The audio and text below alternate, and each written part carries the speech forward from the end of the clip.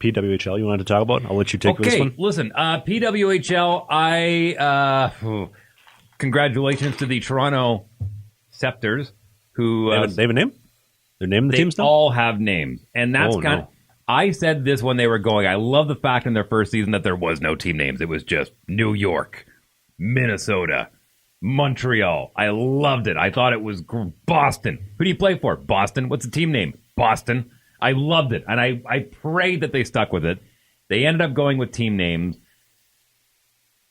I don't think there was a right way to go with the names. I mean, the Toronto Scepters, the Montreal Victoire, the Boston Rush, the Minnesota Frost or Freeze. I can't remember which one it is.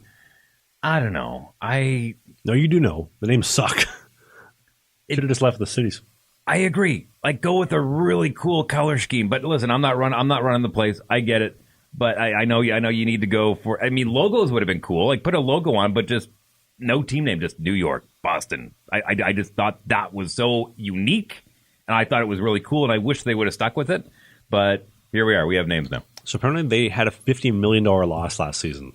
Like, overall, all the teams combined, they lost 50 sheets. How is that sustainable then? It's not. So this is my question, though. So if the PWHL loses $50 million in one season, but the NHL is funding it, is that a plot for them to just shuffle money from one pocket to the other and expenses? Okay, well, you also have to keep in mind a lot of those were probably shuffled under startup fees, so it was investment money. You're not really expected to make money in your first few years of doing a business, anyways. So I think if they're not in the black by year 4. Maybe there'll be a different conversation about either expanding the league or doing what they have to do. I think they're willing to take a loss like this. As long as the loss is less this year, I think they're still okay to keep moving forward. They are being subsidized by the NHL the same way that the NBA, WNBA, is being subsidized by the NBA. So I understand that. I get it.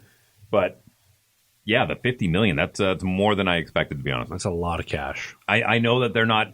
Listen, if you're going to a PWHL game in Boston, you're not paying the same price that you are to see the Bruins. You know what a ticket goes for? I don't think it's any more than, and I'm speculating here, but from what I understood, they were very affordable. It's like, hey, bring the family. You can bring them all. You could bring the entire family to a PWHL game for the chance, for the equivalent of what it would cost for one seat to go see an NHL game. So $25 a ticket? From what I understand, they were very affordable rather than paying $100. And they got 20,000 people in the stands? I don't know if it was. I think they were selling out. I don't think they were quite selling out in Minnesota until they got to the finals.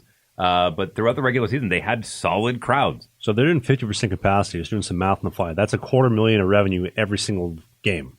Plus the concession. Yep. 50-50, merch. Again, I am not a CPA. I don't know the ins and outs. I can barely keep money in my wallet, for crying out loud, so I'm not going to sit here and throw stones in a glass house. But I'm sure somebody, one of the bean counters there is good saying, hey, we're on track. Things are good. Let's keep going. Yeah, and now that they got merchandising available with the logos, I mean, that I get. Yeah, I wonder where they go with that, because if you're making $250,000 every game in revenue, yeah, you got to pay for the arena, maybe $20,000. You got to pay the staff, all your players. I wonder if they're paying the players too much, in all seriousness. I know they complain that they don't get enough money, but when you're starting at the minimum of $40,000, $50,000 a year to play for the team, all the way up to $200,000 for some of the better players, real good money, you're going to go broke real quick if you're only charging that kind of money for tickets. Well, and that's the thing, that players have to understand that you're not going to be making millions of dollars in the PWHL. I think they're probably going to get to a situation where the NCAA finally had to compromise and say, okay, if we are selling jerseys in our merch booth and your name is selling more, you're going to get a chunk of that. I think that's absolutely within the realm of possibility with the PWHL. But I think Bill Burr said it really well when he was talking about the WNBA, saying this isn't on us. Like, it's not on us. Don't turn around and blame the fans and point the finger saying you didn't support us. Come up with a good product. Yeah. The product, vote with your wallet. The product speaks for itself. Period. Well, and if you're tight on cash as a family, it does help that the tickets are cheaper, but if you're looking to be entertained, you're going to go with the best possible product. And I would argue that it's not that. Well, look, even here in Manitoba, we have the Winnipeg Jets, and that's the big ticket item. You'll see a lot more families going to Moose games because it's in the same arena. It's the same color scheme. And when your kids are young and they just want to go see hockey and jump up and down, it's a lot more family friendly. So absolutely, you got to vote with your wallet on that one. Do you see the Antonio Brown quote about the WNBA? No. I'm quoting him, but Antonio Brown says... Boy, here we go. the WNBA is just a charity for lesbians, and I thought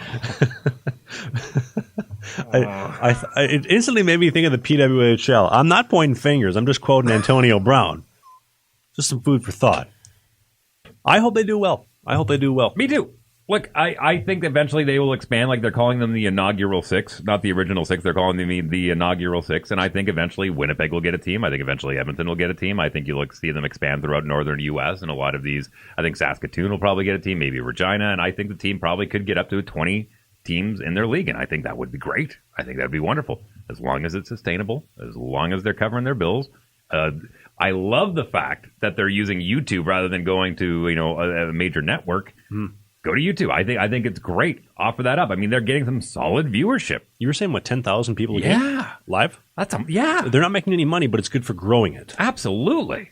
Selling your merch and whatnot, we're talking about it right now, and we're giving it a good segment on it, too. I think it's great. If the PWHL came to Winnipeg, you'd be guaranteed that I'd be probably seeing a handful of games throughout the year. Absolutely. Dear PWHL, I would like to go to a game with my friend Dave Wheeler, and we would love to give you experience your league. Anywhere you want. What do you think? Boston. You want to go to Boston? I like to go to Boston. I have not seen a game at TD Garden. I want to go to Montreal.